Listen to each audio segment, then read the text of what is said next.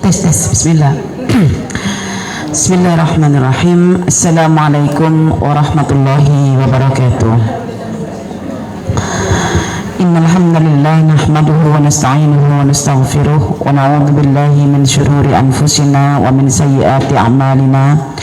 Man yahdihillahu fala mudilla lahu wa man yudlil fala hadiya lahu.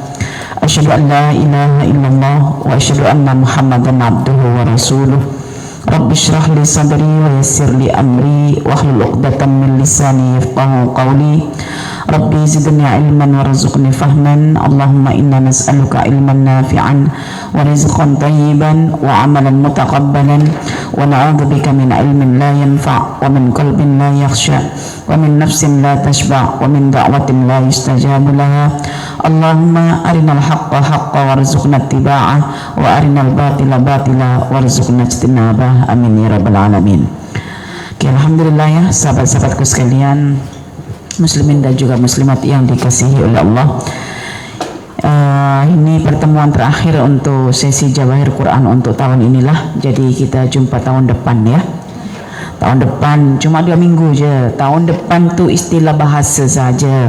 Waktu sangat pendek ya. Kita akan jumpa nanti pada tahun depan bulan Januari. Kita akan sambung lagi kelas Jawahir maupun Duror Al-Quran. Hari ini biasa ayatnya cukup panjang juga, dan karena panjang itu Ustazah nak pendekkan masa menulis tu dengan tadi datang awal tulis dulu, dan nanti senanglah Ustazah nak jelaskan apa yang sudah ditulis ini. Jadi sahabat-sahabat sekalian, sebetulnya kita saat ini tidaklah kekurangan orang yang mengajar Al-Quran. Mungkin kita kekurangan murid-murid yang betul-betul bersungguh-sungguh untuk mendalami Al-Quran. Tadi malam ada satu kelas usroh yang diadakan, dan saya dengan Ustadz mengisi dalam usroh itu, dan saya mendengarlah Ustadz menyampaikan apa yang saya tangkap tadi malam daripada Ustaz Abul Kia, bahwa ilmu itu adalah daging dan darah. Karena ia adalah daging dan darah, maka berhati-hatilah daripada siapa engkau mengambilnya. Kita sangat peduli dengan kesehatan kita. Dalam makanan kita tak mau makan yang beracun. Dalam minuman pun kita hati-hati tengok expired date-nya. Kalau udah nampak dah terlepas masa luput tuh, udah kita buang kan. Mengapa? Karena dia akan menjadi darah dan daging kita, takut dia beracun. Kalau kita tak disedarkan oleh perkataan ulama mengenai ilmu adalah daging dan darah, kita menganggap dari mana saja kita boleh ambil, begitu kan? Maka ada aturan ketat dalam menuntut ilmu. Laulad dalil laqala man syaa ma syaa. Kalau bukan karena dalil yang dirujuk daripada Al-Quran dan As-Sunnah, orang boleh berkata apa aja yang dia nak. Bersimbang kan mudah ya, tapi belajar itu kan susah. Karena belajar perlu analisis, perlu pemikiran, perlu penguasaan. Tapi kalau simbang, main simbang cakap senang je lah kan. Bahkan itu kegemaran, kesukaan dan keseronokan. Jom simbang, jadi tidak ada ikatan. Tapi kalau jom belajar, itu mesti ada ikatan. Karena itu apabila kita belajar, kita sudah tahu sumber pengetahuan itu adalah Al-Quran. yang kadang-kadang Quran ini tak boleh kita habiskan pun, tetapi kita kadang-kadang membagi dan menduakan Al-Quran dengan yang lain gitu, tapi belum habis, tapi kita menduakan. Belajar Quran itu maksudnya memahami Al-Quran dengan petunjuk-petunjuk sunnah yang menjelaskan. Jadi kalau belajar Quran itu jangan dianggap ia independen, just Quran saja kita nak otak-atik dari segi bahasa misalnya, tidak ya, mesti ada daripada sunnah Nabi. Itu fungsinya saat ini kenapa kita belajar Quran dan sunnah. Maksudnya tanpa as-sunnah kita akan gagal dalam memahami Al-Quran, dan as-sunnah jangan dianggap sebagai satu ilmu yang independen, seolah-olah tidak ada mengait dengan Quran. Justru Nabi itu diutus oleh Allah untuk menjelaskan Al-Quran, kan betul gitu ya. Nah, jadi kita akan menjelaskan tentang Quran melalui petunjuk sunnah. Itu namanya sahibul Quran, ahlul Quran. Oke, tapi karena Quran itu juga berbahasa Arab, kita juga kena tahu struktur bahasa Arab dari segi lafaznya macam mana, kena paham juga gitu.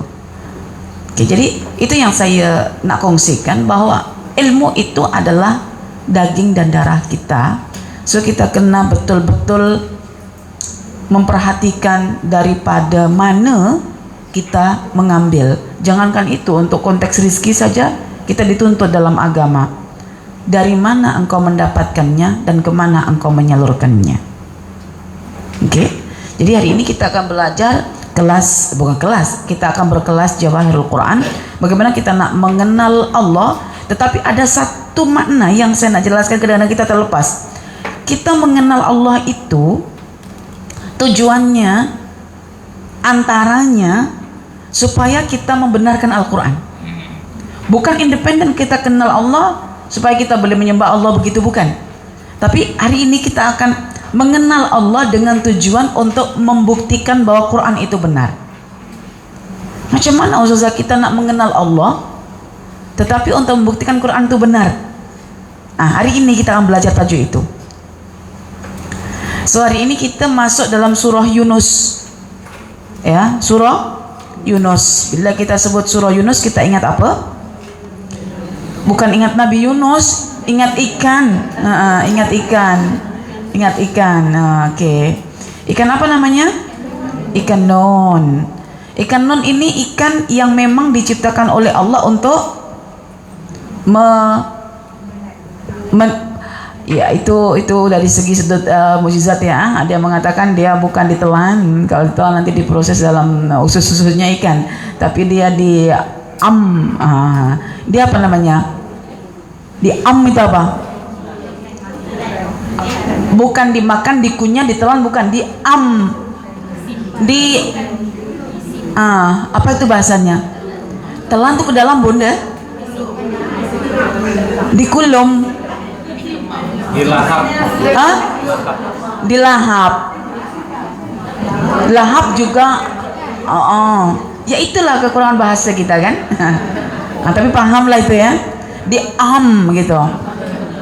So, saya sempat mengikuti syarahan Prof. Zahrul An-Najjar ketika di USIM, itu berkaitan tentang ini, tentang ikan nun ini yang memakan, istilahnya lah, memakan sebelum ditelan gitu, dimakan oleh ikan nun ini, tapi posisinya bukan di dalam perut tetapi di dalam mulutnya.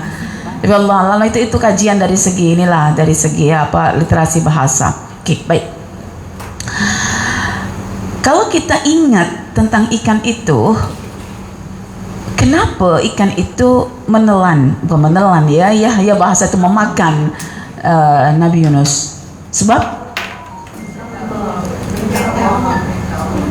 kenapa Allah perintahkan begitu, maksudnya kenapa Allah perintahkan ikan nun itu untuk memakan Nabi Yunus? Kenapa? Nak bagi pelajaran supaya apa itu? Supaya bertaubat gitu ya. Maksudnya Nabi Yunus ini bermasalah juga gitu ya. Jangan takut cakap. Oke.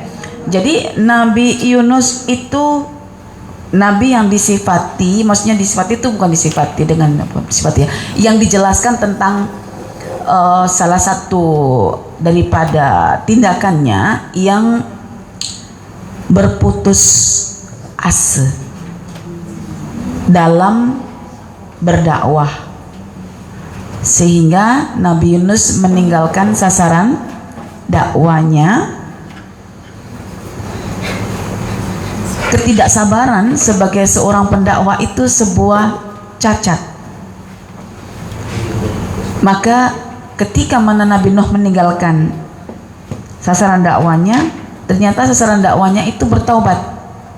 Akhirnya hukuman itu diangkat oleh Allah, tak jadi ditimpakan. Tetapi Nabi Yunus yang ditimpa hukuman. Maksudnya satu pelajaran dalam berdakwah itu, sampaikan je. Dia terima tak terima itu pun urusan. Jangan berputus asa, karena kadang-kadang petunjuk itu ada di kemuncak masalah. Kan baru berpetunjuk ketika sudah nampak tanda-tanda hukuman itu. Kita pun kadang berpetunjuk ketika sudah sesat gila, baru jumpa jalan gitu kan. Itu biasa. Dan hujan juga akan turun ketika menduknya sudah tebal sangat. Jadi kita tidak boleh memprediksi seseorang bahwa dia tertutup hatinya daripada petunjuk. Hanya Allah yang tahu. Karena kita tidak tahu, so teruskan berdakwah hatta dakwah kita itu kepada orang yang sudah di hujung kematiannya, yaitu orang-orang yang sudah menuju sakaratul maut. Kita tetap disunahkan untuk membacakan surah Yasin, supaya petunjuk-petunjuk yang ada dalam surah Yasin itu dapat diterima dan mengubah orang yang hendak mati sehingga boleh mengucapkan kalimat la ilaha illallah. Oke, itu tentang surah Yunus. So, hari ini kita bincang ayat 3, 4, 5, 6 dan cukup panjang. Jadi Ustazah akhirnya berinisiatif untuk menuliskan lebih awal. Dan kita sama-sama ya dengarkan apa yang saya bacakan. Lepas itu Ustazah akan terjemahkan dan akan bacakan tafsirannya. A'udzubillahi minasyaitonirrajim. Bismillahirrahmanirrahim. Inna rabbakumullahu alladhi khalaqas samawati wal arda fi sittati ayyamin thumma istawa 'alal 'arsyi yudabbirul amr. Ma min syafi'in illa min ba'di idhnih. Dzalikumullahu rabbukum fa'budu afala tazakkarun. Ilaihi marji'ukum jami'an wa'dallahi haqqan innahu yabda'ul khalqa thumma yu'iduh. Liyajziyal ladzina amanu wa 'amilus salihati bil qisti walladzina kafaru lahum syarabun min hamimin wa 'adzabun alimun bima kanu yakfurun.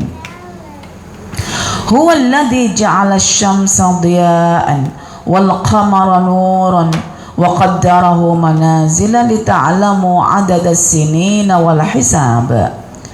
Ma khalaqallahu dzalika illa bil haqq yufassilul ayati liqaumin ya'lamun.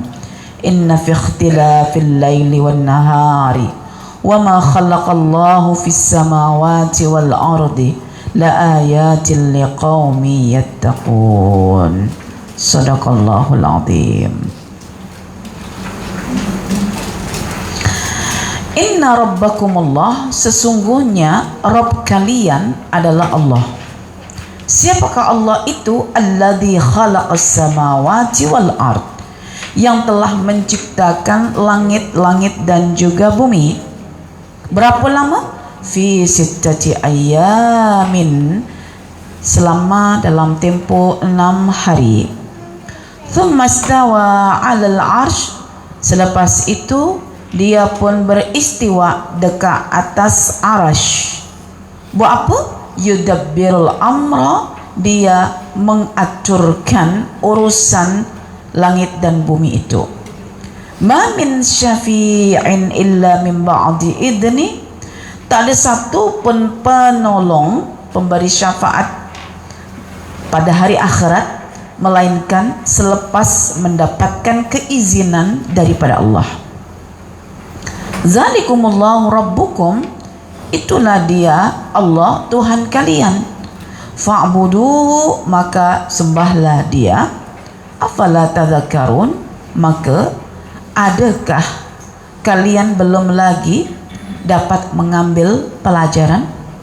Ilaihi marji'ukum jami'an, hanya kepada Allah jualah tempat kalian semua dikembalikan. Wa'adallahi haqqan, itulah janji Allah yang benar dan ditepati. Mengapa? Innahu yabda'ul khalqa tsumma yu'idu, karena dialah yang memulakan penciptaan, dia pula yang mengembalikan penciptaan tersebut. Liyajziyal ladzina amanu wa 'amilus shalihati bil qisti, untuk apa manusia itu dikembalikan, dibangkitkan semula? Untuk mendapatkan balasan, bahwa Allah akan membalasi orang-orang yang beriman dan beramal soleh dengan tepat, dengan timbangan yang tepat, dengan adil.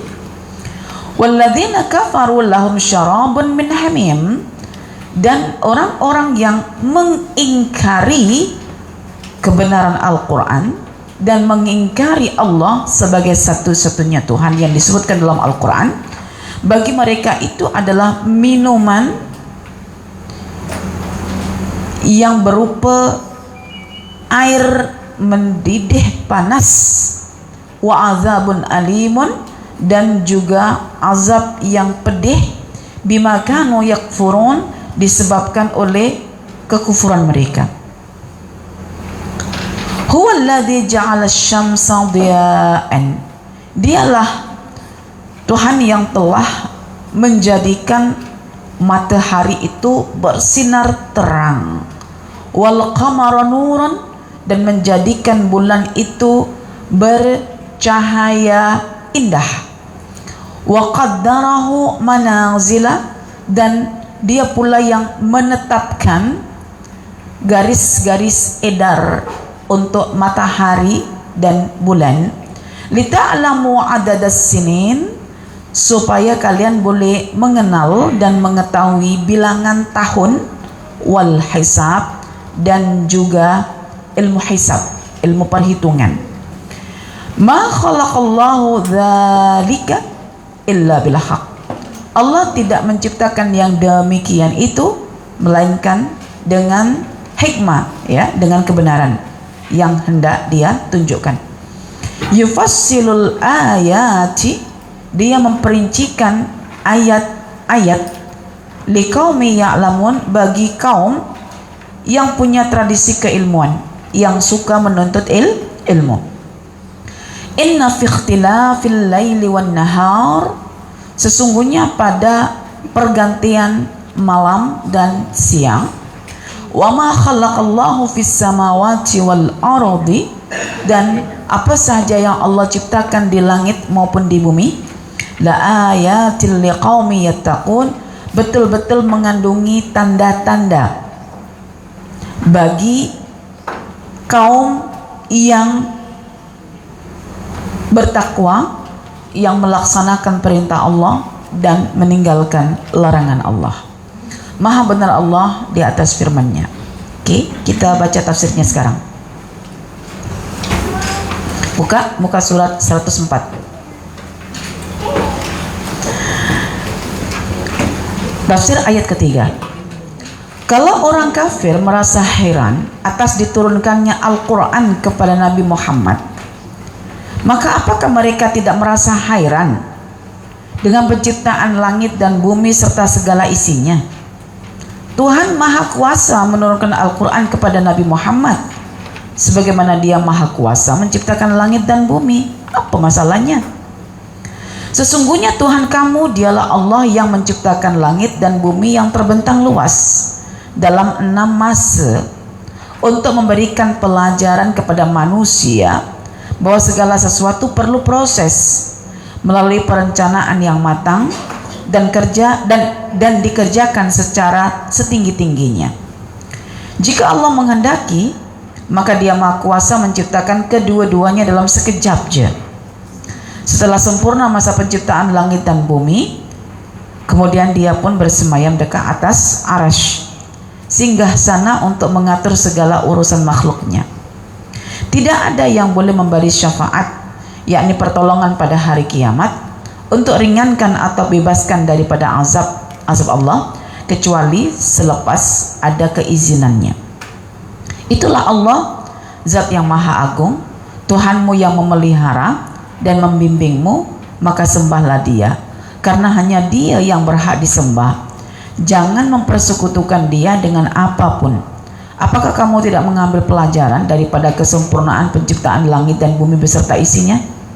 Semuanya tunduk, patuh, dan bertasbih kepada Allah, Tuhan pengatur urusan. Setelah dijelaskan bahwa Allah pencipta langit dan bumi dan hanya Dia yang berhak disembah, lalu pada ayat ini dijelaskan tentang kepastian datangnya hari kiamat.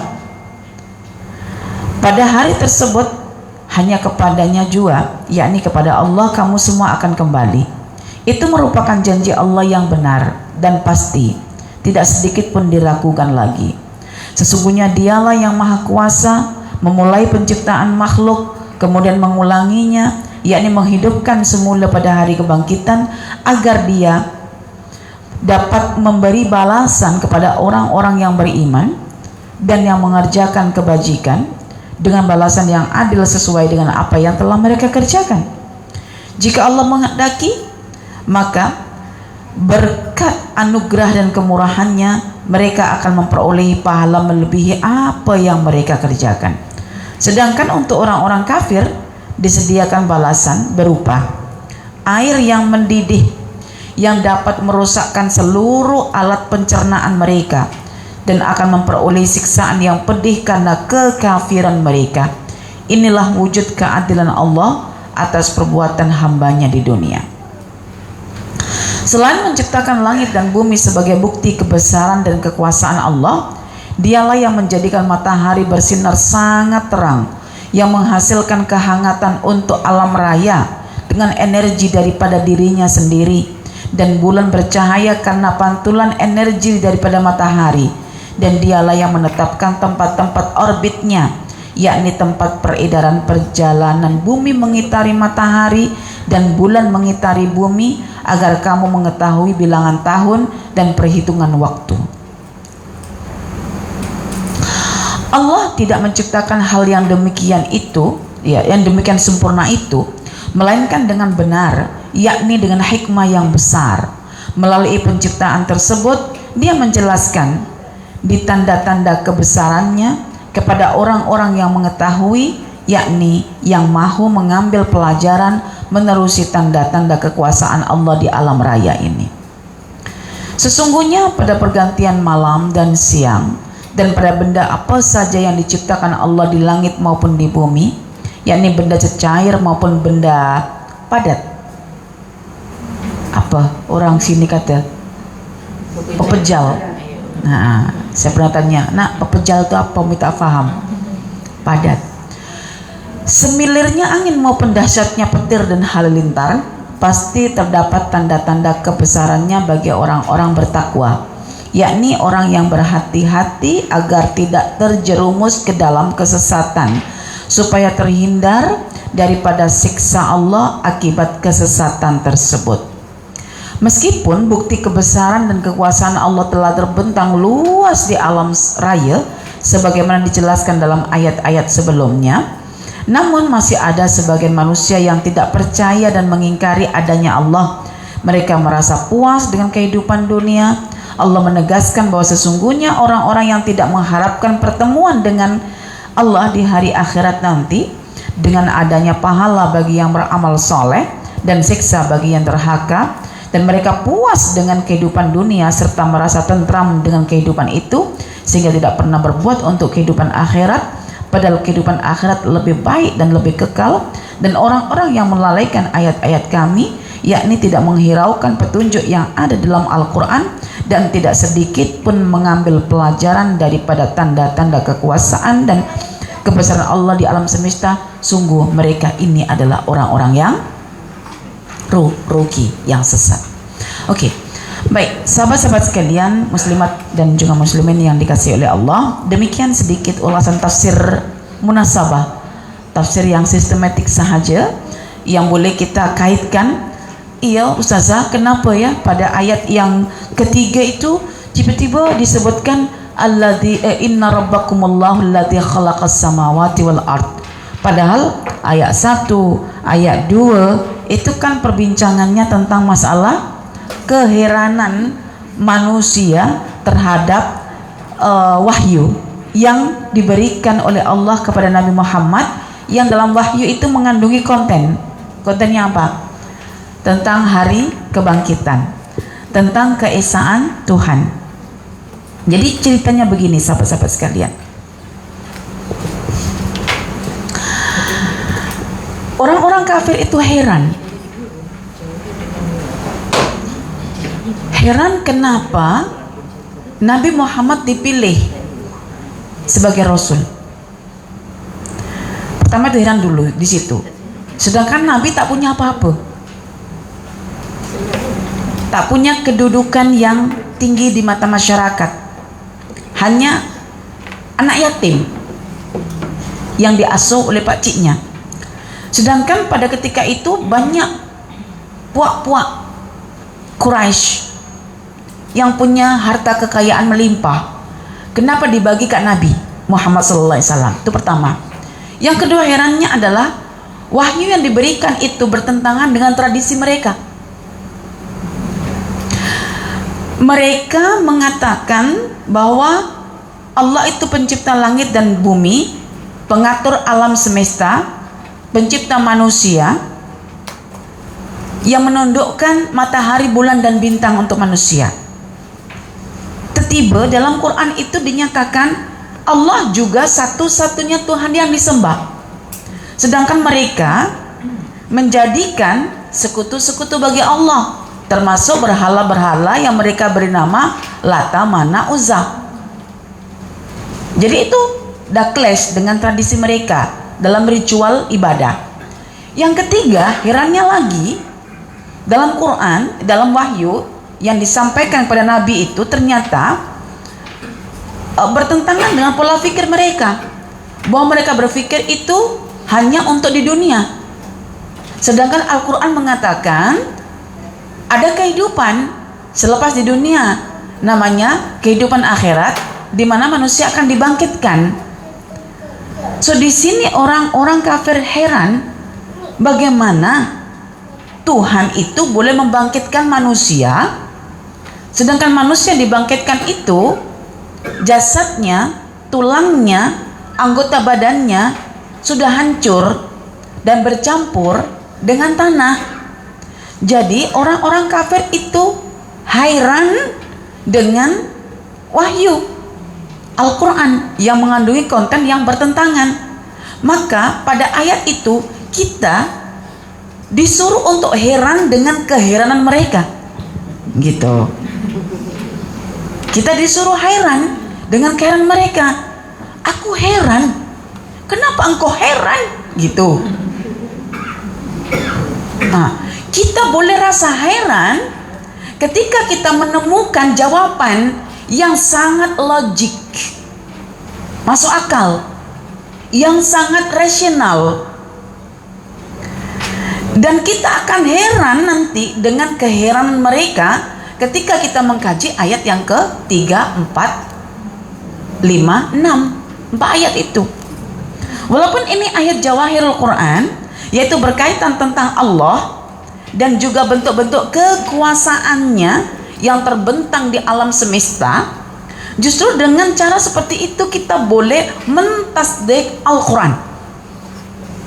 Kita kan kalau baca Quran dari dulu, nak mentasdik Quran itu hanya melalui surah Al-Lahab, hanya melalui yang biasa, naik ke atas akan sesak. Ada di sini sebetulnya ayat yang menjelaskan tentang benarnya Al-Quran, dan sebetulnya tidak layak bagi seorang nabi yang ummi boleh menjelaskan fenomena itu kalau bukan daripada Allah. Jadi Saya berpikir, macam mana Nabi yang membawa Al-Quran itu boleh menyampaikan sesuatu yang sangat terperinci, detail, saintifik, sedangkan ketika itu Nabi tidak pernah pergi ke misalnya ke matahari. Hanya orang Indonesia saja yang pergi ke matahari hari-hari, sebab tempat shopping dia namanya matahari. Kalau orang Amerika bangga dia pergi ke bulan, tapi orang Indonesia tak pernah bangga walaupun dia hari-hari ke matahari. Jadi shopping mallnya namanya matahari. Itu udah biasa tuh, pergi ke matahari. Jadi Nabi kita tidak pergi ke matahari, tapi tahu matahari. Pun tidak pergi ke bulan, tapi tahu tentang bulan. Tahunya daripada Allah yang menciptakan matahari dan juga bulan. Jadi macam mana kita nak mentasdik, membenarkan Al-Quran melalui aturan-aturan Allah di alam semesta yang membuktikan Quran itu benar dari segi kontennya, yang diherankan oleh orang-orang kafir, sehingga kita nanti akan merasa heran dengan keheranan orang-orang kafir. Begitu. Aku dibuat heran dengan keheranan mereka. Kenapa mereka heran ketika mereka nanti dibangkitkan, sedangkan bukti terlihat jelas di semesta alam? Maka hanya orang-orang yang berhati-hati, yang ingin selamat daripada petaka di akhirat, dia akan teliti dan cermat untuk melihat kekuasaan Allah di alam. Tapi orang yang tidak ada orientasi selamat di akhirat, dia tidak akan teliti dengan pola-pola yang ada di alam semesta yang menunjukkan Allah itu maha berkuasa. Oke, Ustazah nak bagi tahu dulu ayat 1, ayat 2 sebelum kita masuk pada ayat yang ke berapa nih? Ketiga. Ayat 1 dan ayat 2 itu kan bincang tentang ayat Al-Qur'an. Alif Lam Mim tilka ayatul kitab, tilka ayatul kitabil hakim. Alif Lam Mim kita tak tahu maknanya. Hanya huruf-huruf saja yang dibentuk oleh Allah di situ. Tilka ayatul kitabil hakim. Itulah dia ayat-ayat yang penuh hikmah. Penuh hikmah itu yang mengandungi banyak ilmu pengetahuan dan nilai-nilai amal yang dapat dilaksanakan berasaskan ilmu pengetahuan itu. Itu namanya Al-Hakim. Karena hikmah itu maknanya adalah itqanul ilmi wa ijra'ul amal. Kemantapan ilmu dikaitkan dengan pelaksanaan amal berasaskan ilmu. Maknanya ayat Quran itu dia juga menyajikan teori-teori, konsep-konsep, kerangka-kerangka ilmu, bahkan ilmu itu sendiri untuk nanti kita boleh mengamalkannya. Itu namanya Al-Kitab Al-Hakim. Akana linnasi ajaban, apakah manusia itu layak untuk merasa heran ketika Allah itu mengutuskan seorang rasul untuk diberikan wahyu namanya Muhammad sallallahu alaihi wasallam, yang dalam wahyu itu ada konten hari kebangkitan, ada konten keesaan Tuhan. Bila ada keesaan Tuhan, itu kacukan gabungannya itu mesti kebangkitan.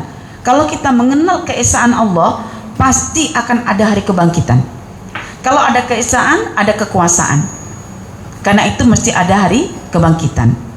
Oke, sekarang ini kita nak coba menelusuri pada ayat yang ketiga, 4, 5, 6 tentang bukti-bukti nyata yang boleh dijadikan sebagai dalil kuat dalam menetapkan ketauhidan maupun kebangkitan. Karena dua ini yang ditolak. Bukti-bukti tentang ketauhidan bahwa Allah itu satu-satunya Tuhan yang mencipta dan yang disembah, dan juga bukti tentang kebangkitan bahwa dia yang akan membangkitkan manusia untuk dihisab manusia itu. Sekarang ini orang-orang zalim tertawa ketika mereka memenuhi dunia dengan ketidakadilan, dan sekarang ini orang-orang bawahan menderita. Kalau dunia hanya setakat di sini saja, tidak dipanjangkan nanti, maka di mana letak keadilan Allah? Kalau dunia tidak dipenuhi dengan ketidakadilan, di mana nilai sebuah ujian? Karena itu kita kena atur dan kemaskan semula pola pikir kita bahwa di dunia ini memang akan dipenuhi dengan ketidakadilan supaya berlaku negeri keadilan, yaitu negeri akhirat. Jadi kita rasa tenang dengan apa yang menimpa kita karena kita yakin Allah itu Maha Esa, Allah Maha Kuasa, yang Dia akan membangkitkan kita liyajziyal ladzina amanu wa amilus sholihat, untuk membalasi orang-orang yang beriman dan beramal soleh dengan balasan yang terbaik, dan juga membalasi orang-orang kafir yang zalim dengan balasan yang paling buruk. Oke. Karena itu sekarang kita mulakan mengenal Allah untuk membuktikan Quran itu benar. Untuk mengenal Allah perlu media namanya alam semesta beserta segala bentuk fenomenanya. Fenomena alam itu adalah perbuatan-perbuatan Tuhan yang boleh kita saksikan. Sedangkan alam semesta itu adalah ciptaan Tuhan. Ciptaan tanpa aturan tidak akan berjalan. Maka ketika dicipta sudah pasti akan ada aturan. Oke, bila Allah mengatur, kita pelajari aturan itu, baru kita boleh kenal Allah itu siapa. Oke. Sesungguhnya Tuhan kamu adalah Allah. So, ma'rifat kita hari ini adalah tentang Rabb kita adalah Allah. Sebagaimana kita kata, ilmu itu adalah darah dan daging kita. So, mari kita jadikan ini sebagai darah dan daging kita. Siapakah Allah? Ini yang pertama. Ini yang kedua. Dengan disebut kata Alladzi itu sebagai penafsir siapakah Allah.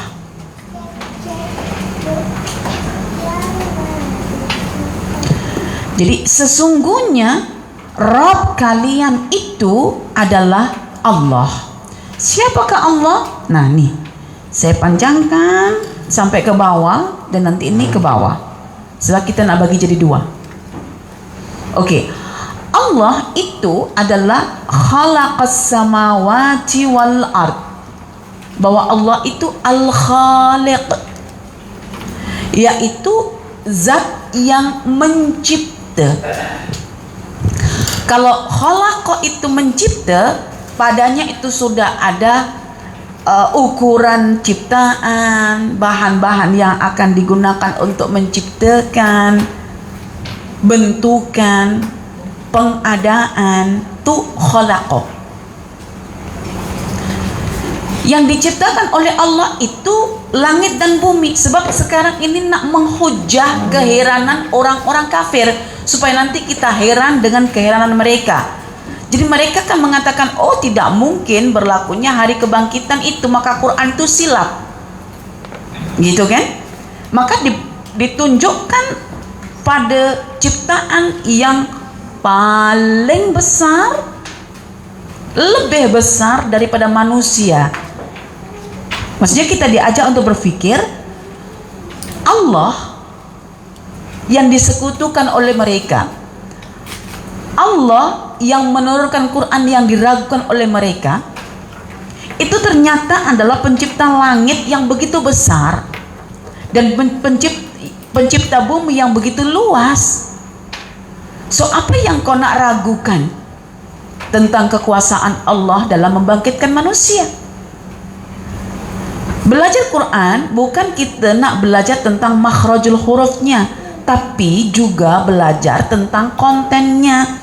Belajar konten Al-Quran bukan untuk top up kehidupan kita, tapi untuk yakin bahwa kita akan dibangkitkan. Maka dibagi hujjah as-samawat wal ard, yaitu langit yang pertama, kemudian yang kedua adalah bumi. Ini bukti kekuasaan Allah dalam mencipta dulu. Maka manusia akan dibuat heran, oh langit lebih besar, bumi lebih luas, aku kecil je. Kalau langit boleh diciptakan dari tidak ada, maka aku juga boleh dari yang ada menjadi ada lagi, gitu kan? Fi sittati ayam, sudah pernah kita bincang tempo hari, tak tahu pada pertemuan yang keberapa. Ayam jangan diartikan hari, masa. Sebab apa? Kalau hari itu sudah menggunakan ukuran dunia. Ini kan baru nak menciptakan langit dan bumi. Kenapa sudah pakai hari Sabtu Ahad? Iya kan? Jadi tidak menggunakan hari seperti mana hari di dunia, karena ini baru proses nak menciptakan langit dan bumi, ya. Jadi langit dan bumi dicipta oleh Allah dalam 6 masa, 6 period. Oke, dan masa itu kita kembalikan pada Allah. Berapa lama dalam satu masa itu Allah mencipta? So logik kita, Allah kan berkuasa. Kalau berkuasa dan sifatnya tergesa-gesa, memang langsung jadi. Tapi karena Allah itu nak mengajarkan perbuatannya kepada manusia, maka Allah pun buat apa yang nanti manusia itu buat. Allah as-sabur, Allah bersabar. Allah ajarkan pada manusia untuk bersabar. Karena itu dalam pikiran kita, hidup itu bukan tentang seberapa cepat kita mencapai tujuan, tetapi bagaimana kita memaknai perjalanan kita menuju tujuan. Kalau kita kena cepat, betul tak? Tetapi Allah mengajarkan proses itu yang dinilai oleh Allah. Proses itu sebagai media pembelajaran dan pengalaman untuk kita menghadapi fakta kehadapan. Daripada pengalaman proses yang kita lalui, kita ready untuk berhadapan dengan fakta-fakta kehadapan, begitu. Makanya Allah mengajarkan tentang tahapan masa. Oke. Tidak ada bayi lahir langsung dia menua, kecuali nanti ketika bayi itu dilahirkan time hari kiamat, yaitu ketika huru hara bayi dilahirkan langsung beruban, menunjukkan huru hara itu yang membuat rambut cepat putih, ya. Jadi kita pun senang tengok laki kita kalau rambutnya sudah mendahului usianya, bagi dia kehidupan ini sangat huru hara. Itu dia. Begitu ya. Iyalah kalau Tuan Amin sudah pensiun kan, memang umurnya segitu, umur rambut berubahan gitu. Tapi berubahnya karena tolong masyarakat, ya, menjadi ketua, keamanan, bagian jenayah, kepolisian gitu. Dulu kita ya semua bercita-cita jadi masa kecil ya, nak jadi polwan, polis wanita gitu. Karena polwan polisi wanita gitu. Jadi nak jadi polwan gitu. Sebab dulu itu polis tuh mesra dengan rakyat. Jadi kita tengok polis tuh tak ada rasa takut. Karena tengok polis tuh takut. Tengok tembaknya tuh udah mulai takut nanti ditembak gitu. Dulu kan mesra gitu ya. Sekarang udah agak ada jarak gitu. Kecuali saya dengan Najamin tak ada jarak. Oke. Jadi kalau kita melihat kepada proses tadi itu, satu, kita akan menghargai apa yang telah berlalu dalam hidup kita itu sebagai satu hikmah dan pelajaran untuk akhirnya kita boleh bersedia menghadapi situasi yang kehadapan. Kemudian akhirnya kita juga belajar bahwa Tuhan itu ketika melakukan tindakan secara bertahap-tahap, itu tandanya kita disuruh untuk melakukan pekerjaan secara bertahap-tahap, karena kebertahapan itu akan mencapai kesempurnaan. Maka tidak ada bayi lahir langsung beruban, kecuali bayi di akhir zaman ketika sudah hari kiamat berlaku, dan itu disebutkan dalam Al-Quran. Boleh ya di sini ya. Kemudian summastawa 'alal arsy, dah settle, dah selesai, maka apa yang Allah buat? Istawa 'alal arsy. Allah pergi naik menuju arasy. Arasy ini adalah makhluk pertama yang diciptakan oleh Allah. Dalam Sahih Al-Bukhari, dia diletakkan di atas air.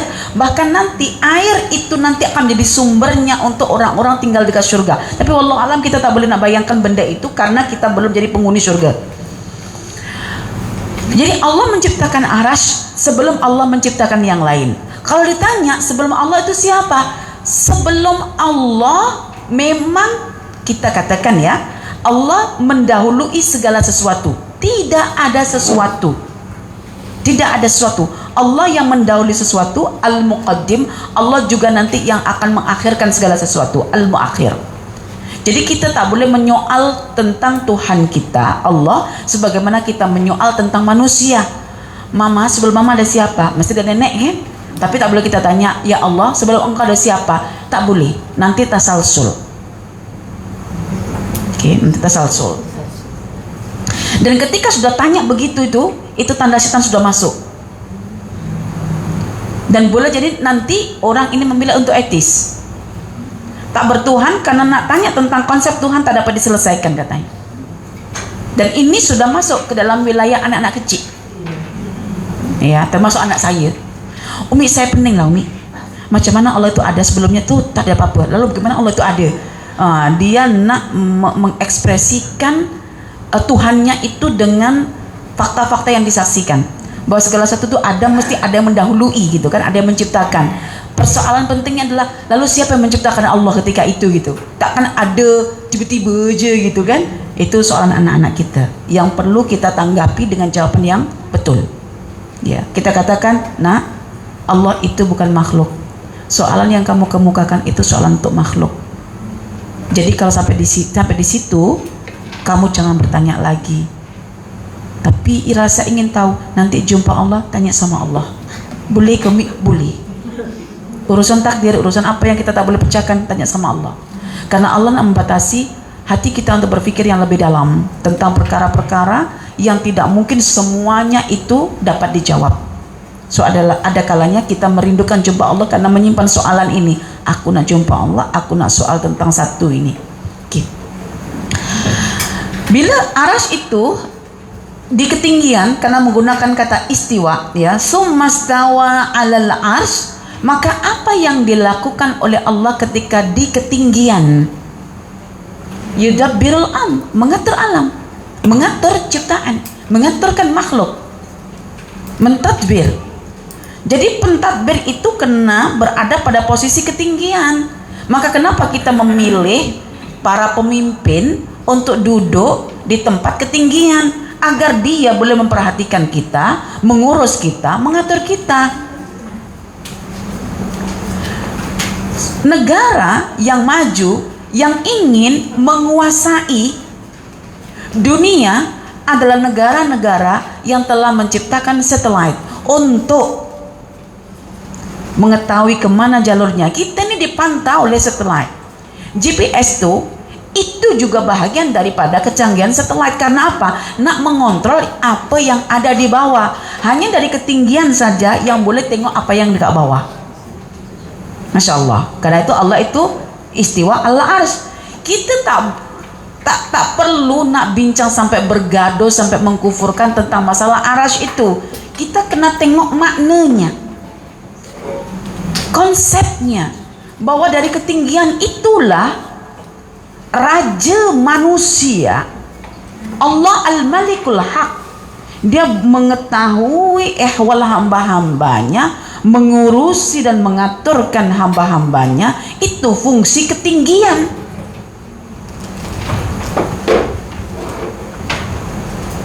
Contoh kalau dalam rumah tangga, kedudukan kita lebih tinggi daripada anak-anak kita. Masuk ketinggian itu apa? Bukan tak nak dipersalahkan, tetapi untuk mengatur, memperhati ehwal anak-anak kita supaya mendapatkan manfaat daripada kita.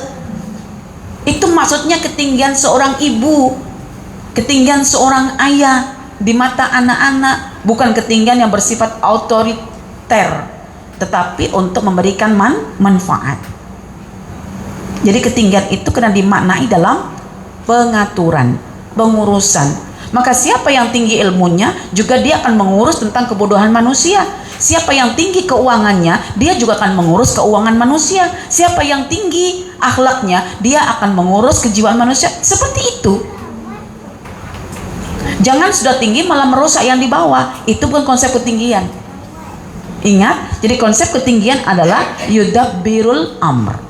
Jadi dari sini kita paham perkara baru, bahwa Allah itu tidak hanya khalaqa, mencipta, tetapi pada ciptaan itu diatur oleh Allah. Tujuan pengaturan itu supaya kita manusia boleh melihat aturan itu dan boleh mengenal Tuhan kita itu dan boleh membuktikan bahwa Quran itu benar.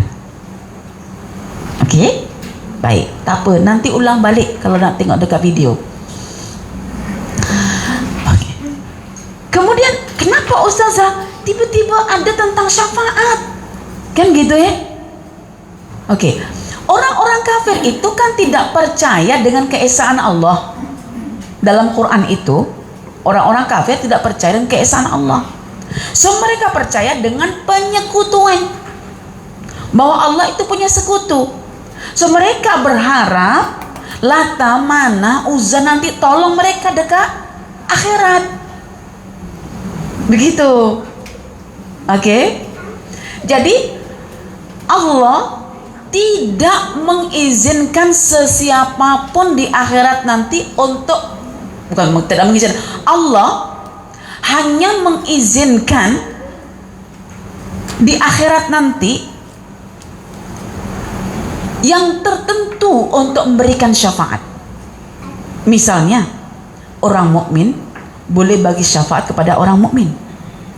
Nabi kita boleh memberi syafaat kepada umatnya.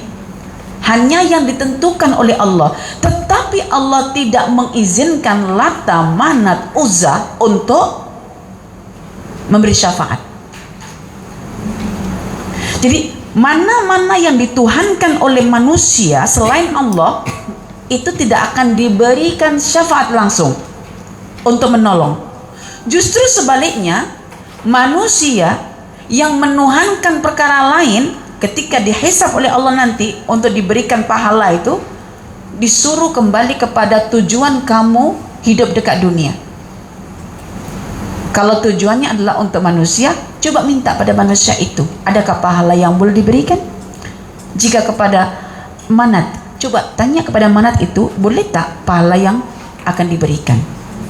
Maka ini adalah konten sebetulnya daripada di sini nih. Kau tidak nampak kekuasaan Allah yang begitu besar sehingga engkau meragukan tentang hari kebangkitan, sehingga engkau meragukan tentang kekuasaan dan keesaan Allah. Hei, ingat, di hari akhirat nanti bagi orang yang meragukan tentang kekuasaan keesaan Allah, dia tidak akan mendapatkan syafaat dari mana-mana pihak. Syafaat itu cuma diberikan kepada orang-orang beriman sahaja, itu pun kepada yang diizinkan oleh Allah.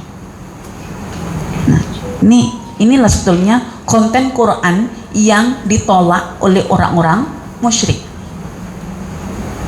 Musyrik meyakini adanya sekutu bagi Allah, tapi mukmin meyakini tidak ada sekutu bagi Allah. Kemudian di sini Allah mengulas tentang tindakan Allah ini. Dzalikumullahu, yang buat begini nih, yang mencipta langit yang besar, bumi yang luas, dan yang mengaturkan kedua-duanya tanpa penat, letih dan lelah, itu adalah Allah, yaitu Tuhanmu. Itu adalah Allah, yaitu Tuhanmu. Karena itu sembahlah Allah. Orang-orang musyrik, orang-orang kafir itu percaya Allah sebagai Khalik,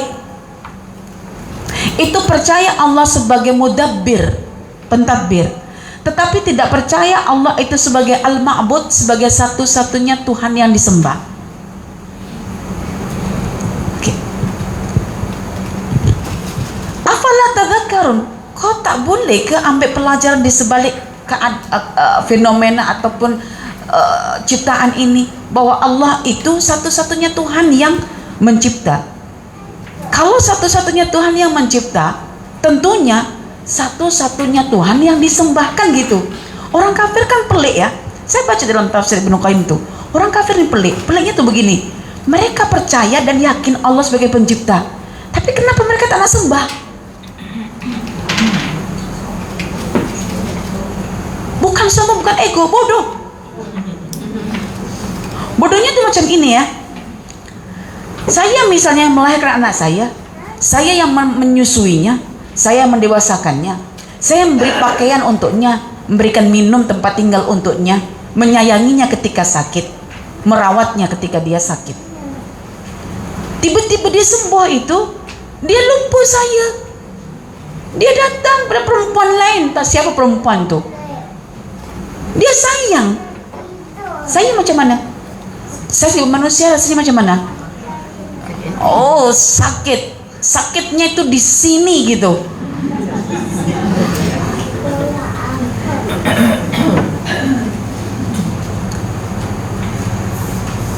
Terkeluar kata-kata, bodoh sangat anakku ini. Kan begitu.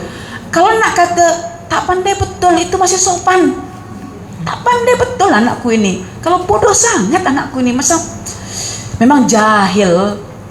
Ya, lawannya Arif. Arif itu kan tahu, lawannya itu jahil.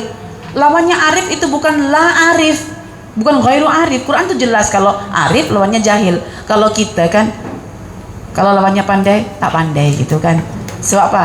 Kita macam itu dianggap sebagai satu kata-kata apa? Kata-kata sesat, kesat. Kita ini tak mau dikesat-kesati ya,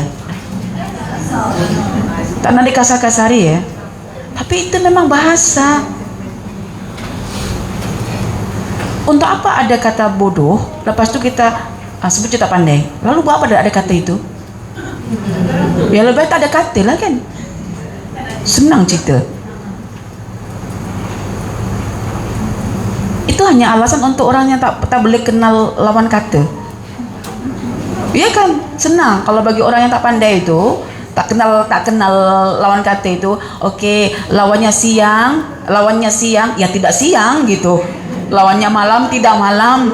Lawannya makan, tidak makan gitu. Lawannya kenyang, tidak kenyang. Nah, itu bagi orang-orang yang tidak tahu perlawan kata, akronim. Oke. Akronim bukan akronim, antonim. Lawan kata, bukan antagonis, antonim saja. Oke. Jadi sebetulnya Allah itu nak menggiring manusia untuk menyembahnya itu melalui pengaturan dan penciptaan. Ini penciptaanku dan ini pengaturanku. Kau tak sudi ke nak menyembahku ketika kau kenal aturanku macam ini, ciptaanku macam ini. Itu maunya Allah. Jadi Allah itu berdalil, berhujah melalui penciptaan dan pengaturan supaya senang nak heret manusia untuk menyembahnya. Makanya saya heran di atas keheranan orang-orang kafir itu.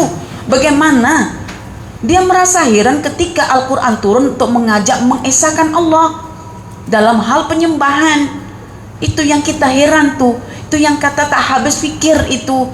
Karena terlalu tadi itu. Terlalu tadi itu. Terlalu jahil. Tapi kalau saya sebut Arab oke ya. Terlalu jahil gitu. Kalau jahil itu nadanya elok sikit gitu ya. Oke, saya tanya, jahil bahasa Arab, coba terjemahkan. Nah kan sama.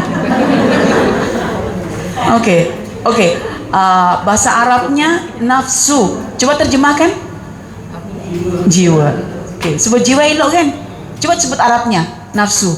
Tak nak, kau ni nafsu sangat lah gitu kan. Jadi kadang-kadang secara Melayunya itu sopan gitu, jiwaku merana gitu kan. Tapi kalau sebut dalam Qurannya nafsunya membara. Tapi dibalik, jahil katanya sedap. Kalau Melayunya bodoh, tak sopan. Itulah manusia ini, tak punya acuan bahasa. Jadi kasih bahasa mudahnya tak mau guna juga. Oke. Afala tadhakkarun tugesaan, maka tidakkah kalian mengambil pelajaran daripada apa yang telah Allah sampaikan di sini? Coba bertadzakur, coba keluarkan nilai pelajarannya. Oke, pelajarannya apa? Takkanlah engkau kenal Allah sebagai pencipta dan juga pengatur. Kau kenal, tapi engkau tidak mau menyembah kepadanya, engkau sembah yang lain. Itu sudah satu pelajaran. Oke. Takkanlah seorang anak yang disusui oleh ibunya, diasuh, dijaga ibunya, tiba-tiba dia berbakti kepada perempuan lain. Itu namanya anak derhaka. Yang tadi ini hamba derhaka, gitu kan? Sama seperti itu. Oke. Kemudian Allah mengukuhkan lagi pesannya yang di sini ini dikukuhkan. Ya, yang di sini dikukuhkan tentang fenomena akhirat yang tidak ada syafaat bagi orang-orang kafir itu. Ilaihi marji'ukum jami'an. Hanya kepada Allah. Allah ini siapa? Yang mencipta dan yang mengaturkan alam. Hanya kepadanya jua tempat kalian dikembalikan. Mananya kita sekarang ini dalam keadaan berjalan untuk pulang. Kalau pulang jangan banyak singgah. Time too short. Yes. Kalau sudah sangat pendek, takkan kita nak santai-santai. Santai bro, lek-lek je. Itu kan. Sedangkan tadi kita dah kata time too short. Apabila kita baca surah Al-Kahfi ayat 45 itu sangat short. Shortnya dunia itu sampai tidak dihuraikan jalur-jalurnya itu dengan indah gitu. Tapi diputus gitu. Langsung. Itu kalau ayat 45 dalam surah Al-Kahfi. Jadi ilaihi marji'ukum jami'an. Kemana kita berpulang? Ke akhirat. Kepada siapa? Allah siapa? Allah adalah pencipta dan pengatur kita yang kita sembah. Coba kalau kita tidak menyembah Allah, lalu kita ke akhirat nanti dan jumpa dia, macam mana keadaan kita? Kita tak sembah dia, kita minta tolong kat dia, ada syafaat ke tidak? Ada syafiq ke tidak? Tak ada. Sedangkan huru haranya dekat akhirat luar biasa itu. Kita perlu syafi'ah, kita perlu penolong. Karena itu menyembah Allah itu maknanya kita mencari penolong. Wa'dallahi haqqa, ini janji Allah kembalikan kita nanti ke akhirat itu janji Allah yang pasti. Bahwa Allah telah berjanji manusia akan dikembalikan kepadanya.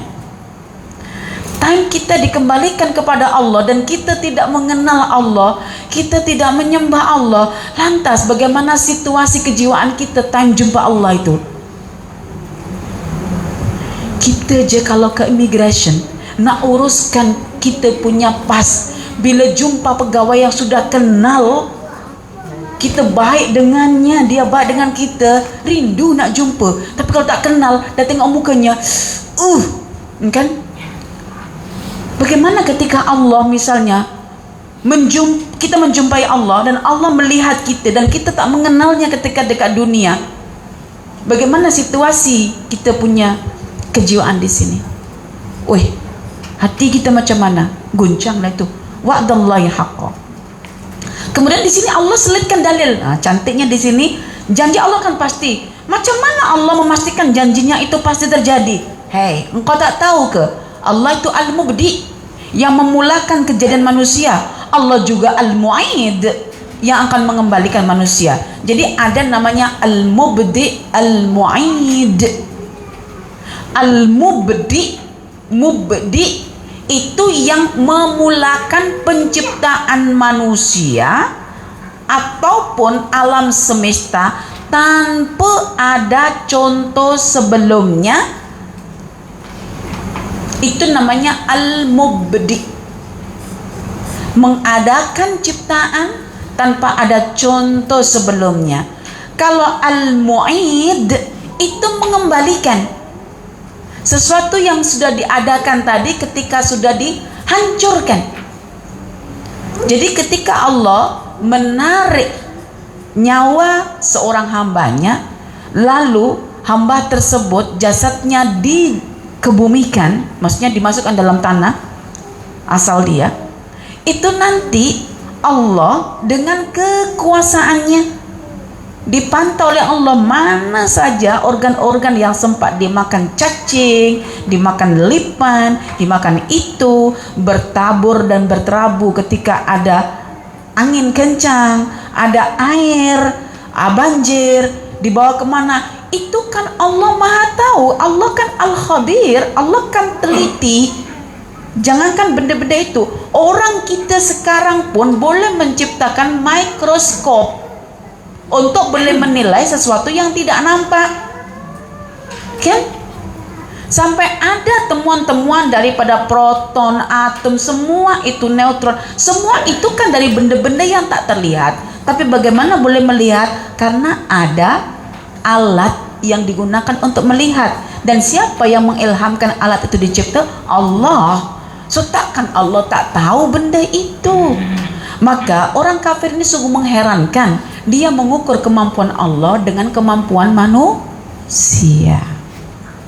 Saya tak tahu ya, kalau misalnya kita boleh kembali ke masa lalu, bagi mereka mikroskop gitu, lalu mereka boleh melihat bakteri-bakteri, kuman-kuman yang tak pernah mereka saksikan itu. Contohlah misalnya Allah hidupkan salah satu daripada orang jahiliyah, Abu Jahal misalnya, dihidupkan pada zaman ini, bangkit dan hiduplah gitu. Mungkin juga akan begini-begini ya, apa ini semua kan? So, Allah tunjukkan melalui sains dan teknologi yang dicipta oleh manusia itu bahwa ilmu Allah itu di atas teknologi itu. Artinya kalau teknologi sudah begitu canggih, bagaimana dengan ilmu Allah? So kita boleh membaca ilmu Allah lebih jauh lagi berbanding orang dulu. Jadi kita sekarang terjebak dengan kebanggaan ilmu orang sekarang. Kita lupa bahwa mereka ini tidak mampu untuk mengatasi ilmunya Allah. Mereka masih tetap di bawah ilmunya Allah karena ilmu mereka berasas kepada analisis ataupun pemerhatian, eksperimen dan observasi. Tapi ilmu Allah tidak seperti itu. Jadi di sini al-mubdi, al-mu'id. Ini juga yang terangkum dalam lafaz Allah. Allah masih ingat tak dalam surah Al-Fatihah yang saya bincangkan? Allah dimulakan dengan huruf alif dan diakhiri dengan ha. Alif ini menunjukkan al-mubdi, ha ini adalah al-mu'id. Jadi Allah, alifnya itu menunjukkan bahwa Allah itu bertindak menciptakan manusia dengan begitu teliti ya. Dan Allah juga mengembalikan manusia tentu lebih mudah. Maka sebutan alif dengan ha itu lebih mudah, ha karena ha sifatnya adalah melepas ha. Tapi alif menarik, alif, alif. Tapi kalau ha melepas, maka macam siapa Ibnu Furak menafsirkan alif itu bermaksud kepada al-ibda atau al-mubdi yang mengadakan ciptaan. Kemudian ha di sini adalah kembali kepada al-mu'id yang mengembalikan manusia selepas kematiannya. So dalam akal-akalan kita tentu mengembalikan itu jauh lebih mudah daripada menciptakan, karena mengembalikan itu sudah ada bahan. Kalau menciptakan belum ada bahan. Baru nampak tak? Aku heran di atas keheranan orang-orang kafir itu. Aku heranlah dengan keherananmu dalam bersoal itu. Menunjukkan orang kafir tidak ma'rifatullah, ya, hanya mengukur kekuatan Allah dengan kekuatan manusia. Oke. Sekarang kita tengok hikmah. Apa hikmahnya adanya hari kebangkitan yang bukan diragukan lagi, yang diingkari oleh orang-orang kafir itu? Apa hikmahnya? Hikmahnya adalah untuk memberi balasan, yaitu memberi balasan kepada orang yang beriman kepada Al-Quran dan segala bentuk konten-konten Al-Quran, dan juga yang beramal soleh sebagai konsekuensi atas ilmu yang dipelajarinya. Inilah hikmah itu, gabungan antara ilmu, iman, amal, itu namanya hikmah. Dengan ilmu kita beriman, dengan beriman kita beramal, maka itulah ayatul kitabil hakim. Jadi belajar Quran itu adalah belajar untuk mengenal apa ilmu yang terkandung di dalamnya dan bagaimana cara beramal berasaskan ilmu itu. Itu namanya Alkitab Al-Hakim. Al-Hakim itu yang dengan ilmu itu akan menghalang kita untuk buat jahat dan menahan kita untuk buat maksiat, ya. Menghalang kita, menahan kita. Sebaliknya dia yang akan mengajak kita untuk buat taat, buat baik. Maka hikmah itu dari kata hakama, yaitu menahan. Maknanya orang yang belajar Quran itu akan menahan jiwanya daripada melakukan kejahatan berasaskan pada ilmu yang telah dia dapatkan. Jadi kalau kita hanya belajar Quran orientasinya cari pahala, bukan beramal, lama-lama pahala kita terhakis oleh kejahatan kita sendiri karena tak boleh beramal. Kan rugi itu. Memang Allah kan maha murah. Membaca dari bagi pahala, tahu dapat pahala, amal dapat pahala. Tapi kita mencukupkan baca satu huruf 10 pahala, dapat satu muka surat dikalkulasi, 100 huruf kalikan 10, 1000, sudah banyak katanya. Pas tu ghibah, pas tu gosip, habis tu muflis tu, pas tu jahati orang. Oke, jadi untuk membalasi orang-orang yang telah beriman karena telah mengilmui Al-Quran dan percaya pada Al-Quran dan yang beramal soleh atas tuntutan ilmu tersebut, bil kisti itu kis, tahu kis tak? Kan ada adil, ada al-qistu, ada al-adlu. Kalau adil itu tidak mesti sama, tetapi mengikut pada keadaan. Tapi kalau al-qistu menggunakan sukatan, timbangan, takaran, menggunakan wazan, timbangan. Kan wazinu bil qistasil mustaqim. Jadi kalau Allah itu adalah qaiman bil qisti, yaitu Tuhan yang akan membalasi amal-amal hambanya itu dengan adil, maksudnya yaitu dengan menggunakan timbangan. Maksudnya begini, kalau timbangan itu maknanya di akhirat itu ada mizan. Dan kita selama ini berbuat baik, kita jarang menyadari bahwa amal itu nanti boleh ditimbang. Saat ini yang boleh kita timbang itu adalah benda yang ada masa, yang ada nilai berat. Macam ini kalau diletakkan dalam timbangan boleh memberatkan. Tapi macam mana amal itu ditimbang gitu kan? Ingin tahu? Yang ingin tahu nantilah di hari akhirat. Nak tahu sekarang macam mana cara timbang? Jadi kita pun akan terfikirkan timbangan seperti apa itu yang boleh menimbang amal. Sedangkan amal itu abstrak, benda yang dapat disaksikan namun tidak memiliki kadar berat secara fisik. Kan? Iya juga Ustazah. Dari dulu aku dibagi tahu ada timbangan tuh macam oke-oke aja. Bela pikir kan yang ditimbang itu amal gitu kan. Terus macam mana bentuk timbangannya itu? Kan tadi nak tahu kan Salma? Nantilah ke akhirat sana. Tunggu, oh ini timbangan yang aku ingin tahu waktu kelas Jawahirul Quran itu. Tak tahu. Tak tahu, ya. Saya pun tak tahu macam mana. So benda akhirat ini ada timbangan tapi bentuknya tak tahu. Ada sirat, cuma gambarannya terbentang di atas neraka jahanam. Oke, ya. Itu bagi orang kafir. Itu boleh dibayangkan tak? Sirat dilalui tapi ibaratnya rambut dibelah 7 gitu kan? Oke. Jadi itu makna al-qis. So ditimbang. Kadang-kadang dalam timbangan itu boleh seimbang tahu buat baik buruknya. Tetapi kalau ada satu biji sawi diletakkan pada timbangan yang baik itu, dia boleh memberatkan. Macam mana ya? Satu sawi itu dia boleh memberatkan tuh. Kenapa? Dokter ada pandangan? Tak ada.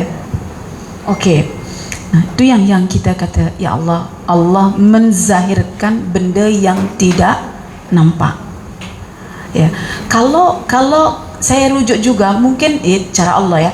Kalau saya rujuk di dalam Al-Qur'an itu, orang yang jahat yang banyak menyimpan kejahatan dalam dadanya, bila dibuka itu kadang-kadang ya bila dibuka kan kalau dibuka baru kelihatan kejahatannya. Itu kadang-kadang diwujudkan oleh Allah dalam bentuk muka dia. Kan ada yang mukanya menjadi gelap, ada yang hitam, ada yang kebiru-biruan, ada yang hidungnya macam khurtum, macam belalai gitu kan. Jadi itu cara melihat keburukan yang disimpan dalam dadanya. Dan itu yang boleh menyibukkan dada kita ketika belajar Al-Quran, karena masih belum kita buang lagi. Itu sampah-sampahnya masih ada, itu nanti akan ditahsil oleh Allah. Wa hussilama fis sudur. Inna rabbahum bihim yawma idillah khabir. Khabir itu adalah ilmu Allah yang begitu detail, yang tidak dapat akal-akali manusia. Oke, boleh di sini ya. Bila begitu sebaliknya, ya jaziyah juga, waliyat jaziyal ladzina kafaru, dan juga untuk memberikan balasan kepada orang-orang kafir, yaitu yang kufur terhadap Al-Quran dan konten Al-Quran. Bagi mereka, perhatikan di sini, ada minuman yang hamim, panas menggelegak. Saya kan kalau tengok begini kadang-kadang muncul satu persepsi begitu. Ya Allah, seperti apa rasa yang engkau rasakan, maksudnya sampai engkau menghukum mereka yang kufur kepada ayat-ayatmu, yang kufur dalam menyembahmu, dengan hukuman yang, ya Allah, kalau tengok hukuman-hukuman itu, maksudnya di luar nalar kita, sudahlah kepanasan, dibakar kan panas, tentu perlu kan air yang menyejukkan. Itu dikasih air, tapi air yang mendidih. Di puncak kelaparan, bila lapar kan ingin makan. Kalau makan kan ingin yang makan begitu, tapi yang berduri. Terus kalau duri masuk melalui usus, apa yang terjadi? Kalau panas melalui usus, apa yang terjadi? Fataqatta'a am'a'ahum, terputus-putus dia punya usus. Jadi saya melihat begitu jahat sebetulnya orang kafir nih. Jahatnya itu boleh kita ilustrasikan menisbah pada diri kita. Yang kalau kita sudah baik kepada orang, lalu orang itu membalasi kebaikan kita dengan keburukan, sakit kita. Sakit. Itu kebaikan kita cuma sedikit. Itu kebaikan kita menisbah pada kebaikan Allah. Itu pun sudah rasa sakit. Yang Tuhan terlalu banyak kebaikannya kepada hamba-hambanya, terlalu berjasa pada hamba-hambanya, tapi dibalasi dengan cara seperti itu. Jadi maksudnya saya nak kata begini, hukuman ini hukuman yang adil, maka jangan sampai timbul sangkaan Tuhan itu jahat gitu. Karena terbukti Anda kalau sudah berbuat baik, disakiti, itu kan susah untuk menerima dan memaafkan. Sampai perempuan-perempuan yang tersakiti itu pandai berfalsafah kata. Cermin yang sudah pecah tak boleh untuk disambung semula seperti asalnya. Kan? Dah retak. Sambung pun tidak menghasilkan sesuatu yang sama pada awalnya. Itu yang bagi perempuan itu memaafkan, meninggalkan hukuman itu boleh, tapi melupakan itu yang susah. Maka ada ungkapan, hati perempuan terlalu berharga untuk diberikan kepada lelaki yang tidak dapat menjaganya. Kalau sudah retak, dah pecah, 1000 kebaikan suami pun boleh direspon, tetapi tak boleh mengubah cermin yang sudah retak.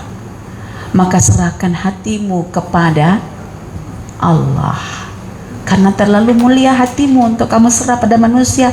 Manusia sering menyakiti kita walaupun kita buat baik kepadanya, tapi kalau kita buat baik kepada Allah, Allah lipat gandakan pahala kebaikan itu.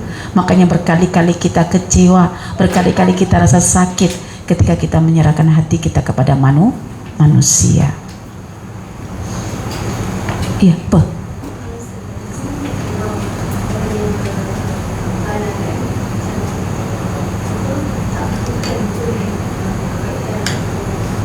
Iya, iya, kembali pada dirinya sendiri. Iya, begini ya. Dalam ilmu Quran itu ada ilmu masal, ada misal. Kalau masal, amsal itu hanya satu perumpamaan untuk memahami keadaan.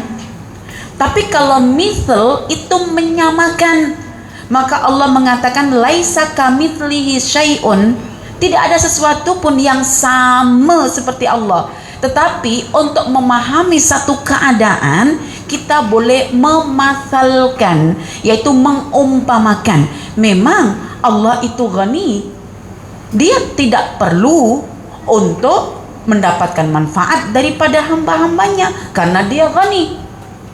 Karena itu Allah mengatakan wa may yashkur fa innama yashkur nafsi wa man kafara fa innallaha ghaniyyun hamid. Ya, dalam surah Luqman ayat 12 itu kan, barang siapa yang syukur, dia syukur untuk dirinya sendiri. Barang siapa yang kufur, kufurnya itu tidak menimpa kepada Allah karena Allah Maha Ghani, Maha Kaya. Jadi maksudnya begini, kau buat baik, hasilnya begini. Kau buat buruk, hasilnya begitu. Maknanya balasan syarabun min hamim itu balasan keburukan yang kamu buat itu menisbah pada kamu. Jadi saya nak bagi tahu, setiap perbuatan kita itu sifatnya itu adalah pembalingan. Yang saya ajar itu bonda pada seperti itu yang kita main guli ya, atau bola. Jadi kita kalau buat sesuatu itu jangan dianggap mencampak benda begitu selesai, tak. Dia bukan diletak langsung berhenti, dia akan patah balik ke kita. Itu amal. Makanya kalau kita doa, ya Allah murahkan rizkinya, apa kata malaikat? Bagimu kemurahan rizki. Kan dia ini kembali, kalau ada orang menyumpah seseorang dan orang itu tak layak disumpah, sumpahan itu akan kembali kepadanya. Makanya Abdullah bin Mas'ud itu ketika tengok ada perempuan super cerewet dan menyumpah pembantunya, ketika menyumpah itu dia langsung begini, dia tak nak benda itu nanti akan mengena, gitu, tapi dia menghindar. Jadi amal itu jika ada balasannya dan kembali kepada pelakunya, maknanya sifatnya itu bukan kita buat kita letak, tapi dia sifatnya adalah memantul macam bola. Man yazra yahsud, siapa yang menanam dia akan menuai. Jika dia tanam duri, dia akan dapat durinya. Jika dia tanam daun, dia akan dapat daunnya. Jika dia tanam pokok, dia akan dapat buahnya. Ya begitu. Sekarang apa yang kita buat? Oke. Jadi ini semua adalah karena perbuatan mereka sendiri. So Allah tidak ada. Kita tak boleh. Walaupun hadis Nabi mengatakan, kan ada itu, Allah lebih gembira, ya, berbandingkan gembiranya Allah ketika melihat orang bertaubat itu, gembiranya Allah itu lebih gembira berbanding orang yang dalam perjalanan dia kehilangan unta perbekalannya, tapi unta itu balik lagi ketika hilang, dia kan gembira, tapi Allah lebih gembira. Maksudnya hanya mengumpamakan, kita tak boleh membayangkan Tuhan punya gigi, punya bibir, tersenyum, tertawa. Allah tertawa juga, tapi tak boleh kita nisbahkan seperti manusia. Cuma itu mengumpamakan saja. Oke. Wa adzabun alimum bima kanu yakfurun. Jadi azab itu terjadi karena hasil kekufuran mereka. Jadi belajar Quran itu belajar untuk mempercayai kandungannya, bukan belajar untuk selain itu, untuk mempercayai kandungannya dan mengamalkan apa yang dituntunkan dalam Quran itu. Oke, sifat Tuhan yang kedua di sini, huwallazi. Jadi ternyata dalil satu itu tidak cukup, perlu dalil yang kedua. Oke, sekarang udah pukul 11 tuh. Tapi kalau kita bincang ini panjang juga sebetulnya. Tapi ini pemecahnya senang. Maksudnya ini dalil pertama untuk membuktikan Quran itu benar dan Allah itu esa, Allah itu berkuasa dan Allah itu Allah esa, berkuasa dan akan membangkitkan manusia di hari akhirat. So ini bukti yang kedua. Tapi bukti yang kedua ini kalau Ustazah jelaskan sekejap je tak best, sebab ini nanti kita akan melihat sebagai ayat yang membuktikan bahwa Quran itu adalah benar, sekaligus bila kita kaitkan dalam kehidupan berumah tangga dan juga kehidupan bukan kehidupan dalam kehidupan berumah tangga, juga dalam hal bagaimana kita mengajarkan kepada diri kita dan anak kita untuk meneliti dan menilai alam semesta itu sebagai satu objek lah ya, yang mengajarkan sesuatu dengan kejujuran dan kita boleh mengambil bahagian di situ. Sebab dalam pukul 11 nih saya rasa okey, jadi tak apa, yang ini kita buat tahun depan tak lama ini, tak tahu berapa ni, kejap je. Okey, sebab saya sebetulnya kalau yang bab ini memang berkaitan tentang masalah ya takwa, tentang ya'lamun, tapi yang asas nanti kita akan kaitkan dengan hadis Nabi sallallahu alaihi wasallam beserta dengan keadaan semasa, apalagi nanti kita nak menghadap ya bulan Ramadan. Itu ada banyak konten dekat sini lah saya rasakan. Kita tahun depan ya, bulan 1 lah, insyaAllah bulan 1. Masya Allah, ini macam nak pergi ke mana ni? Nak pergi jalan ke mana? Nak terlepas. Okey, insyaAllah saya pun tak tahulah minggu berapa. Yang jelas Ustazah dah balik Malaysia tarikh 4 Januari. So after itu saya ada masa lah. Dalam first week lah kalau tak ada sih. Oh lah di Indonesia? Mau. Tapi Ustazah mana ada masa? Saya bawa jalan-jalan anak-anak. Lepas tu ada whiteboard, tak best. Hari Rabu ni, okey, ada soalan. Kalau kita ada perasaan yang tadi kan pasal kita macam mana orang kafir tak akan azab dekat neraka, macam mana minuman yang tidak akan menghilangkan dahaga. Kalau tidak ada perasaan, ya Allah kesian dia dekat orang kafir. Maksudnya sekarang ni kita rasa kesian. Maksudnya kita sanggup tak untuk melihat dia dekat akhirat nanti? Adakah kita nampak? Okey. Kesian itu karena kita masih di dunia. Kalau sudah di akhirat itu sudah tidak ada rasa kasihan. Okey, pertama untuk melalui sirat saja itu masing-masing sudah sibuk. Okey, saya nak bagi tahu dalam surah Luqman itu di bagian penghujungnya ayat 33 34 tu, anak itu dah tak ingat ibu bapanya, ibu bapa pun dah tak ingat anaknya, masing-masing urusan sendiri. Nabi pun mengatakan kepada Aisyah, aku jalan sendiri. Saya pun jalan sendiri, masing-masing menyelamatkan diri. Itu menggambarkan tentang apa? Ketakutan yang luar biasa. Okey, bila misalnya nanti ada penghuni surga yang sudah masuk dan ada penghuni neraka yang sudah masuk, maka yang penghuni surga itu walaupun mengetahui misalnya hukuman orang-orang di neraka itu Allah kan bukan maha adil, maha baik. Tidak mungkin tempat kenikmatan itu akan melahirkan perasaan kesian untuk orang kafir dan ditarik. Tak ada. Makanya Allah katakan Allah bagi syaraban tahura. Allah bagi air minum yang membersihkan. Okey, perempuan di sini kalau bincang tentang masalah bidadari ya, kan jealous. Macam mana di samping suami aku nanti 70 bidadari, habis aku dekat mana gitu. Itu kan karena kita masih melihat dalam perspektif kewanitaan kita hari ini yang ada jealous. Nanti di surga itu perempuan dihilangkan jealousnya, diletakkan ridhonya. Sebab surga itu tempat kenikmatan, tak ada sedikit pun yang menggelisahkan, menyedihkan, dan tak ada itu.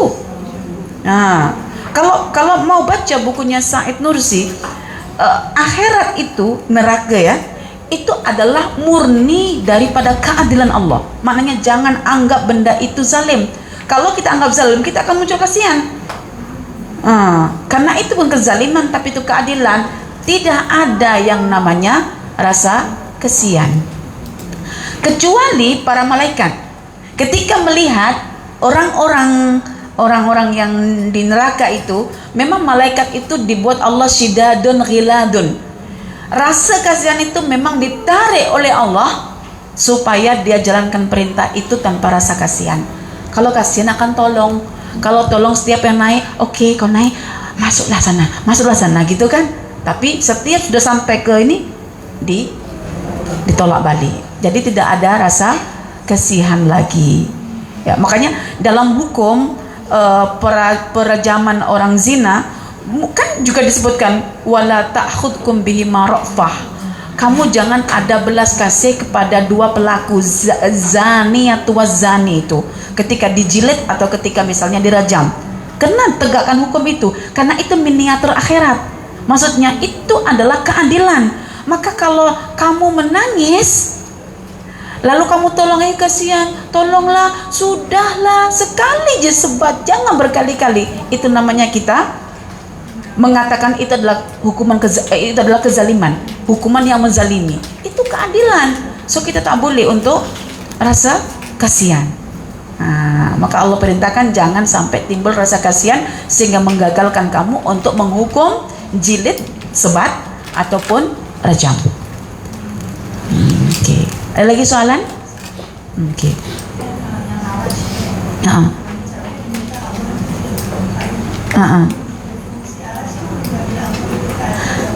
Okey. Gini saja ya, kalau berkaitan tentang Allah, kan dalam hadis Nabi kan ditanya di mana Allah, aina Allah, aina saja nak kata di mana gitu ya. Sebetulnya kan Allah tidak boleh kita batasi dengan tempat-tempat yang kita spesifikkan. Maka disebutkan Allahu fis sama. Fis sama, sama itu jangan diartikan langit yang ada atmosfernya yang gitu-gitu, bukan. Sama itu bahasa Arab yang bermakna sumuwun. Sumuwun itu ketinggian. So bila ketinggian kita lepas kita tak tahu ke mana. Jadi akhirnya kita tak tahu di mana. Karena di ketinggian saja. Dan ketinggiannya batasnya berapa kita tak tahu. Fis sumu, fis sama. Makanya kalau kita bincang tentang hujan, kenapa hujan itu minas sama? Karena sama itu ketinggian. Ketinggian ada paras-parasnya kan. Makanya hujan itu dikatakan dari langit karena posisi kita di bawah. Maka hujan itu dari ketinggian. Maka awan pun disebut langit juga ya. Jadi sesuatu yang di atas kita itu namanya sama, langit. Tetapi ketinggian itu kita tak boleh nak batasi ya, tak boleh ya. Itu benda, masih banyak benda yang boleh kita buat daripada fikir macam itu.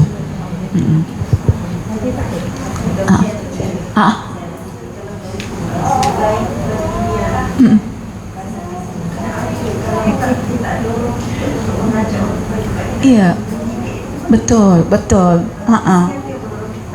Untuk menolong, kasihan tuh yang mendorong untuk menolong, memang kasihan. Jadi rasa kasihan itu yang mendorong seseorang untuk menolong dan mengatasi segala yang menimpa pada diri seseorang. Maka seorang ibu akan kasihan tengok anaknya bila mengangkat barang berat, so dia bantu, dia tolong. Ya, kasihan itu memang ada. Tetapi untuk preview akhirat kita tak dibenarkan untuk kasihan. Seperti tadi itu hukuman untuk zina, penzina laki atau perempuan yang